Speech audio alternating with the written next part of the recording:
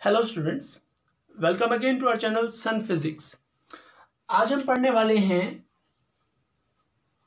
Errors. क्या है ये एरर? देखिए, साइंस के अंदर जितने भी हम एक्सपेरिमेंट्स करते हैं उसमें कुछ ना कुछ कैलकुलेशन होती है, कुछ रिजल्ट्स निकलते हैं।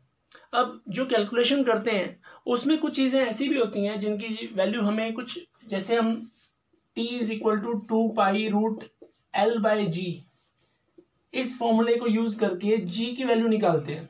हमारे पास एक एक्सपेरिमेंट है ऐसा जिसमें हम g की वैल्यू निकालेंगे। अब g की वैल्यू हमें ऑलरेडी पता है कि स्टैंडर्ड वैल्यू 9.8 मीटर पर second square on the surface of earth. ठीक है, लेकिन हमारे एक्सपेरिमेंट में ये वैल्यू हो सकता है 9.9 आ जाए या फिर 9.7 आ जाए। दोनों ही वैल्यू एक्चुअल वैल्यू से कुछ अलग हैं। इसका मतलब दोनों वैल्यूज में एरर है। तो एरर क्या हुआ? Error is difference in true value and measured value. तो true value minus measured value. अब देखिए, जो ट्रू वैल्यू है वो मेजर्ड वैल्यू से कम भी हो सकती है और ज्यादा भी हो सकती है। इसका मतलब ये हुआ कि एरर पॉजिटिव भी हो सकती है और नेगेटिव भी हो सकती है। तो आज हम इस एरर टॉपिक को ही डिटेल में डिस्कस करने वाले हैं। सबसे पहले हम ये देखेंगे कि एरर कितने तरह की हो सकती है, फिर जो एरर है कैलकुलेशन में वो किस किस तरह से आती हैं। ठीक है, तो डिटेल में स्टार्ट करते हैं। अब जैसे मैं आपको बता रहा था कि टाइप ऑफ एरर, हमारे पास 3 टाइप ऑफ एरर हैं। पहला सिस्टमैटिक एरर, फिर रैंडम एरर, फिर ग्रॉस एरर। पहले मैं बेसिक बताता हूं कि ये क्या होते हैं, फिर हम इनको इंडिविजुअली डिटेल में स्टडी करेंगे। सिस्टमैटिक एरर वो जिनके आने का रीजन हमें पता हो। अब अगर रीजन पता है तो हम इसको मिनिमाइज कर सकते हैं, क्योंकि रीजन पता है, उस रीजन का जो भी करेक्शन होता है वो करके हम उस एरर को मिनिमाइज कर सकते हैं, या हो सकता है कि बिल्कुल ही खत्म कर दें। रैंडम एरर, ये वो एरर है जिनके आने का कारण हमें पता नहीं होता, तो ये मिनिमाइज नहीं किए जा सकते। ग्रॉस एरर वो होते हैं जो एक्सपेरिमेंट करने वाला है उसकी केयरलेसनेस के कारण आते हैं। तो अगर केयरफुली एक्सपेरिमेंट को करेंगे तो इनको भी मिनिमाइज किया जा सकता है। तो सबसे पहले हम सिस्टमैटिक एरर्स को डिटेल में पढ़ेंगे। सिस्टमैटिक एरर, जैसे कि मैंने डेफिनेशन बताई थी, the causes of these error are known, therefore they can be minimized. ठीक है, जैसे हमारे पास है इंस्ट्रूमेंटल एरर। इंस्ट्रूमेंटल एरर क्या हो सकता है? जैसे हमारा जो इंस्ट्रूमेंट हम यूज कर रहे हैं एक्सपेरिमेंट के लिए उसमें कोई कमी हो। जैसे हमारे पास एक स्केल होता है, इस स्केल में यहाँ 0 है, यहाँ 1, यहाँ 2, यहाँ 3, यहाँ 4, सपोज यहाँ 5 है। अब अगर मैं इतना हिस्सा काट देता हूं, ठीक है, और अब मैं कोई रीडिंग लेता हूं और वो रीडिंग सपोज यहां से यहां तक की है, तो वो रीडिंग तो 3 इंचेस बताएगी, लेकिन क्या एक्चुअल में वो 3 इंचेस है? नहीं, क्योंकि वो 0 से स्टार्ट नहीं हो रहा। तो ये एक तरह से इंस्ट्रूमेंटल एरर कहलाएगा। अब क्योंकि इसका कॉज पता है तो हम इसे मिनिमाइज कर सकते हैं, दूसरा स्केल ले सकते हैं। इम्परफेक्शन इन टेक्निक, कोई रीडिंग लेने का हमारा तरीका ही गलत है, तो उस वजह से जो एरर आता है that is also systematic error. क्योंकि अगर सही तरीका हमें पता चल जाता है तो हम रीडिंग सही ले सकते हैं। 2 ऑब्जर्वर हैं, एक को सही तरीका पता है, एक को सही तरीका नहीं पता, तो जिसको तरीका सही पता है वो रीडिंग सही लेगा। तो इस तरह से भी एरर रिमूव की जा सकती है। Next is personal error. कुछ एक्सपेरिमेंट ऐसे होते हैं जिसमें ऑपरेटर्स की एक प्रॉपर सेटिंग चाहिए होती है, उसके बाद वो एक्सपेरिमेंट परफॉर्म किए जाते हैं। जैसे हम वर्नियर कैलिपर्स को यूज करते हैं या स्क्रू गेज को यूज करते हैं, तो पहले उसकी जो लीस्ट काउंट एरर है उसको देखना होता है। अगर उसे देखे बिना हम रीडिंग ले लेते हैं तो भी एरर आते हैं। This kind of error are known as personal error, यानी कि जो बेसिक प्रीरिक्विजिट है वो फॉलो किए बिना जब आप एक्सपेरिमेंट परफॉर्म करते हो तब जो एरर आएगा that is known as personal error. Error due to external causes, जैसे हम कोई एक्सपेरिमेंट कर रहे हैं, एकदम से हवा चल पड़ती है तो रीडिंग हो सकता है कुछ और आ जाए।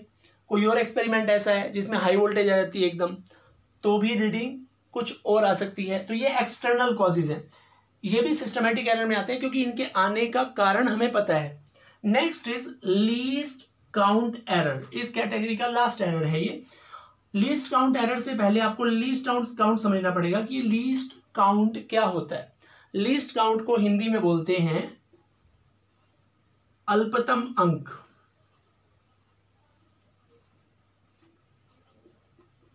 अल्पतम मतलब सबसे छोटा, लीस्ट अंक मतलब काउंट। किसी भी डिवाइस की लीस्ट काउंट वो मिनिमम मेजरमेंट है जो वो ले सकता है। जैसे हमारे पास जो स्केल होते हैं जनरली, जैसे ये स्केल है, इसमें आप देख रहे हैं एक साइड सेंटीमीटर्स है और दूसरी साइड इंचेस है, यहां पे इंचेस है। तो इंचेस में भी जैसे ये 0 से लेके 1 तक 1 सेंटीमीटर है, इसके अंदर भी और डिवीजन बने हुए हैं। तो ये जो है सबसे कम, अब क्लियर नजर आ रहा होगा, देखिए ऊपर सेंटीमीटर्स हैं, नीचे इंचेस हैं। सेंटीमीटर में भी बहुत छोटे छोटे डिवीजन है, तो वो एक डिवीजन जो है ना वो 1 मिलीमीटर का है। तो इस स्केल के लिए 1 मिलीमीटर इसकी लीस्ट काउंट है।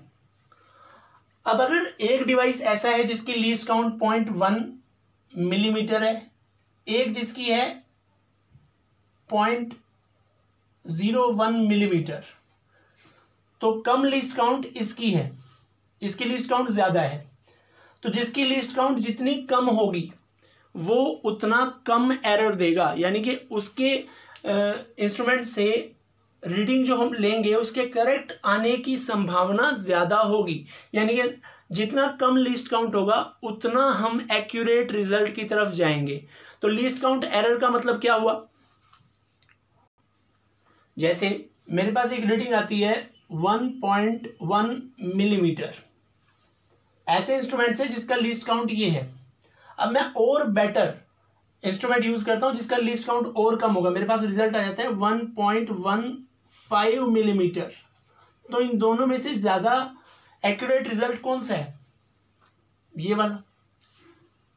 क्यों आया? क्योंकि इसकी लीस्ट काउंट कम थी। तो इसका मतलब हम ऐसे इंस्ट्रूमेंट को यूज करें जिसका लीस्ट काउंट कम हो, तो जो लीस्ट काउंट एरर है वो रिमूव हो जाएगा। यानी कि ऐसा एरर जो लीस्ट काउंट की वजह से है। देखिए इसकी रीडिंग बनती 1.15, लेकिन मैंने पढ़ी 1.1, तो ये जो 0.05 का एरर आया है, this is known as least count error. Okay, next is random error. These are the errors which occur regularly due to unknown variations in experimental condition, so they cannot be minimized। जैसे मैंने अभी बताया आपको कि जो systematic error है उनको minimise किया जा सकता है, इनको मिनिमाइज नहीं किया जा सकता क्योंकि एक्सपेरिमेंट करते वक्त ये किसी ना किसी अननोन कंडीशन के कारण आते हैं। अब क्योंकि इसका रीजन नहीं पता इसलिए मिनिमाइज नहीं किए जा सकते। तो हम कर कैसे सकते हैं इसको? मतलब इसका इफेक्ट कम से कम हो, उसका तरीका ये है कि एक्सपेरिमेंट्स को बार बार करें। बार बार करेंगे तो बहुत सारी रीडिंग्स आ जाएंगी, उन सारी रीडिंग्स का एक एवरेज ले लिया जाता है। तो जितनी ज्यादा बार एक्सपेरिमेंट होगा, नंबर ऑफ ऑब्जर्वेशन जितनी ज्यादा होंगी, उतना एरर कम होता चला जाएगा। Next is gross error. These error arise due to carelessness of observer. अब क्योंकि बात केयरलेसनेस की है, तो केयरलेसनेस कई तरह की हो सकती है। आपने एक्सपेरिमेंट लिया, उसमें कुछ कैलकुलेशन होनी है, वो आपने गलत कर दी, या एक्सपेरिमेंट लेने से पहले जो ऑपरेटर सेट करने होते हैं उसके बाद एक ज़ीरो चेक करना होता है, वो नहीं किया, उसके बिना एक्सपेरिमेंट कर लिया। या कुछ एक्सपेरिमेंट्स में कनेक्शंस होते हैं, इलेक्ट्रिसिटी वाले एक्सपेरिमेंट होते हैं उसमें कनेक्शन टाइट करने होते हैं, वो नहीं किए। तो इस तरह से कई सारे रीजन हो सकते हैं इस तरह की एरर आने के। लेकिन अगर हम हर चीज को ध्यान में रख के अपना एक्सपेरिमेंट करते हैं तो इस तरह के एरर नहीं आएंगे। That's why these error are also in the category of the errors whose reasons are known. Next topic is absolute error.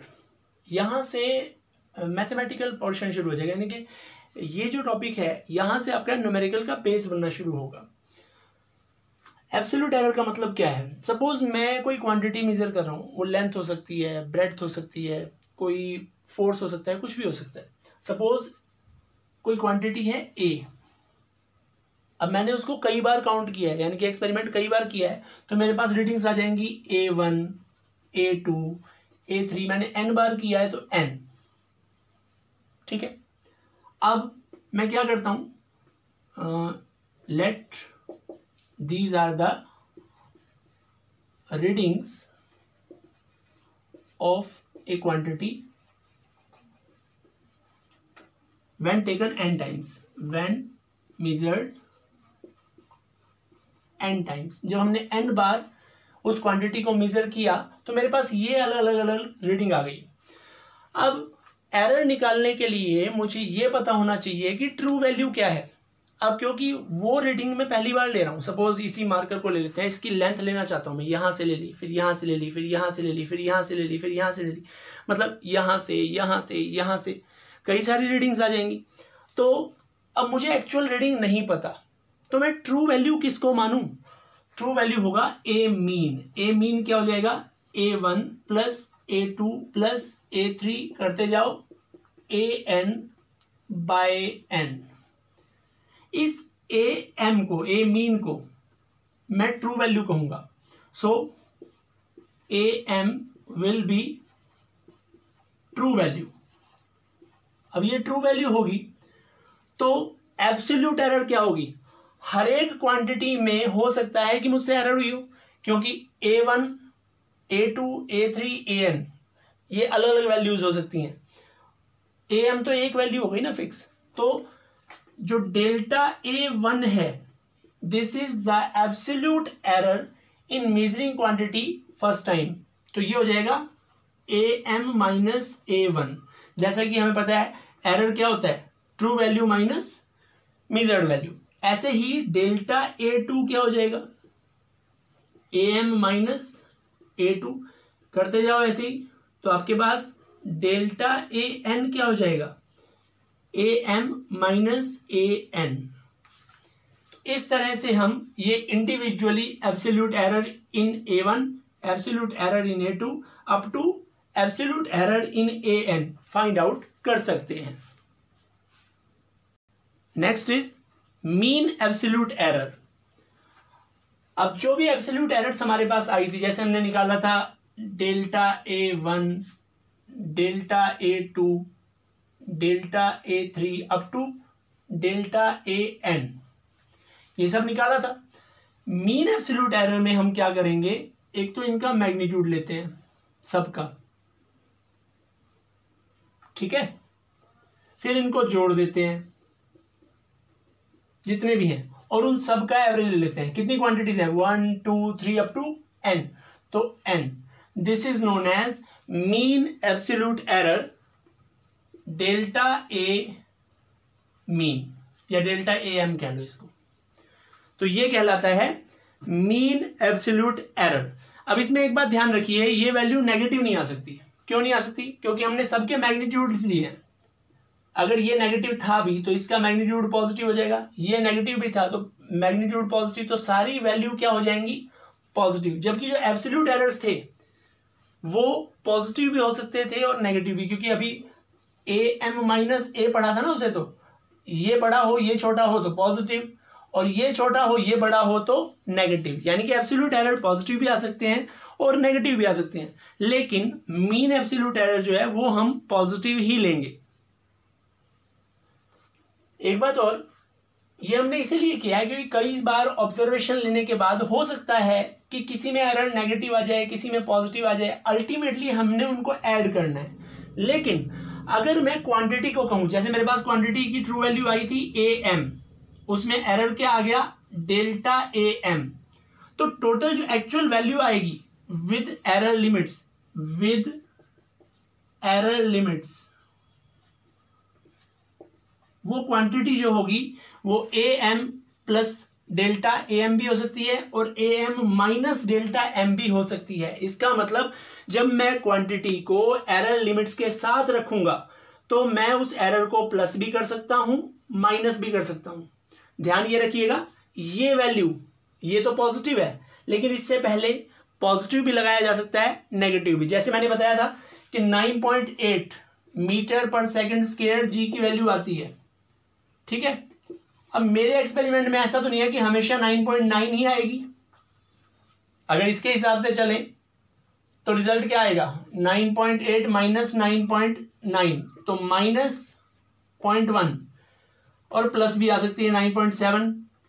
अगर जी की वैल्यू ये आ गई तो रिजल्ट क्या रहेगा, 9.8 माइनस 9.7 तो प्लस 0.1।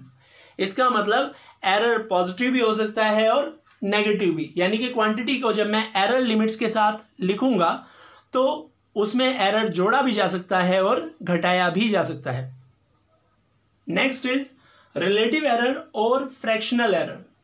जैसे हमारे पास क्वांटिटी थी ए, सपोज उसमें एरर आ गया डेल्टा ए, तो मैं क्या करता हूं, एरर को ऊपर रखता हूं और क्वांटिटी को नीचे। ये कहलाती है रिलेटिव एरर इन ए।